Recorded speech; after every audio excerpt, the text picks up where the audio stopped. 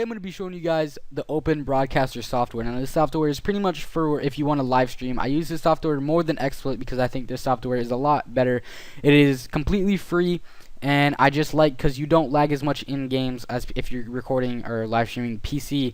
And it's just, I think it's a lot better. It's just simpler to use, and it might seem confusing when you open it, because if you want to get this software, you're going to have to go to OBS. It's open, just, I'll leave this link in the description, just OBS Project, OBSproject.com, and you're just going to go to download, and just click download. I already installed mine, as you guys can see right here, and it's going to install, if you look up Open Broadcaster, it's gonna have a 64-bit or 32-bit. Just pick whichever one you have. I have a 64-bit, so that's the one open right here. So to get started, you're going to want to open up your settings. Now in the settings, you're not going to want to mess with a lot of things, but I'm going to show you things that you don't want to mess with. Pick your language, which you guys are probably English, and you can pick your setting profile. That's pretty much just a name, so you can change it to wherever you want to, and that's pretty much all you need for the general. For encoding, I usually don't use CBR, but a lot of people do. I don't like to, because if you check it, then it takes away your quality balance, so it may change your quality at times during the live stream. So I would just keep it on quality balance 7. It's not much of a difference from 10, so that's the one I used. That's pretty much the best settings that you could use, so your bitrate doesn't jump up, so you don't lag, or latency doesn't lag for your internet. To figure out your max bitrate, pretty much if you go on obsproject.com and you go over to help and go on to Estimizer, right here you're gonna just pick up all these settings. I don't want to right now, but you could do this and pick 720, and you could just pick your recommended settings.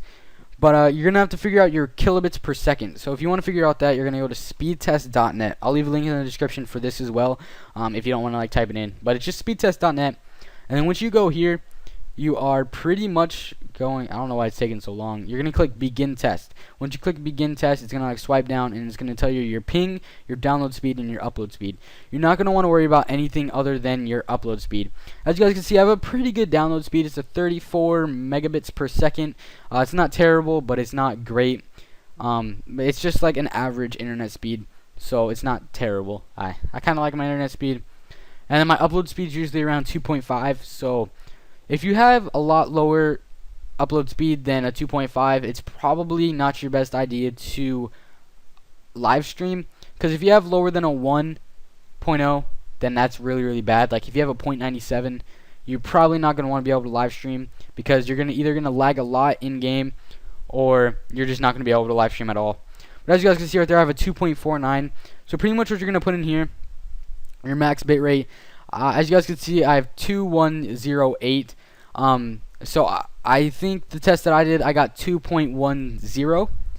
So pretty much how this works is you're just gonna go and whatever you get, say, alright, so I got a 2.49. You're gonna type in 249 and then add a 0 on the end to whatever you get. So I have 2490. So that's my kilobits per second.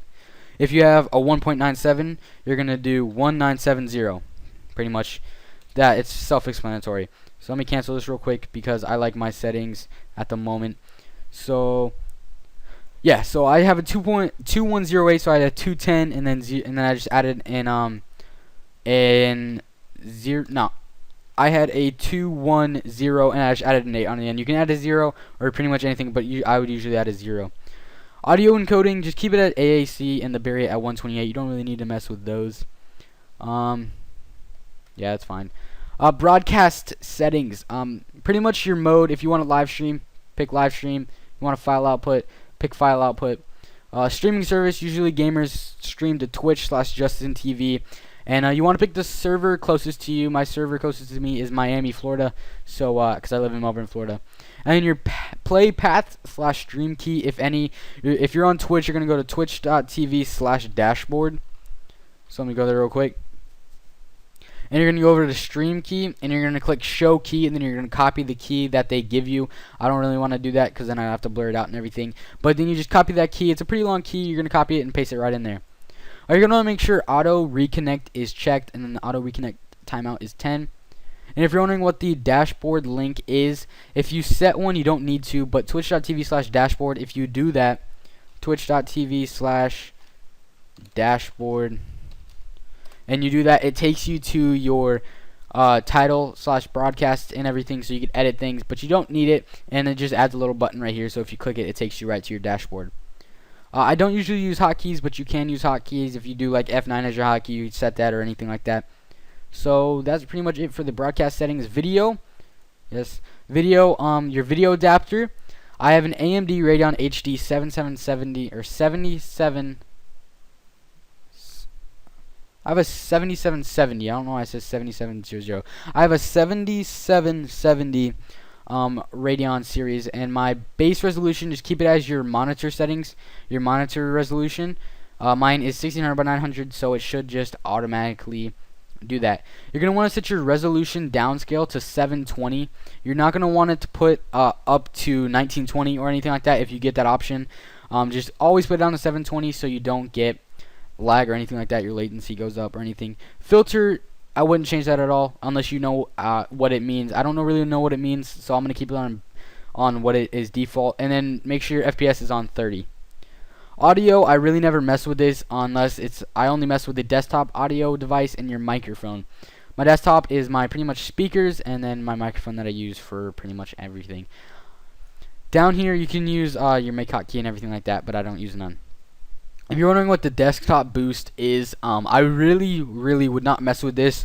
If your microphone sounds really low, but mine doesn't, but if it sounds really low, like if you talk like this, like if it goes into the mic, say you're talking like normal like I am, but like it sounds like you're talking really quiet like this, you're gonna wanna like boost your mic right here. You just wanna set this as a higher number. But mine sounds perfectly fine, so I'm going to keep it at 1. Never boost your desktop, because if you boost this up to like 6, you're going to kill your pretty much viewers of your stream eardrums. Do not change that. Your make time offset, say you are recording, like, say you're live streaming from a hop-hog. It has a little bit of a delay, so you could pretty much time your microphone. I don't know why I keep saying mic.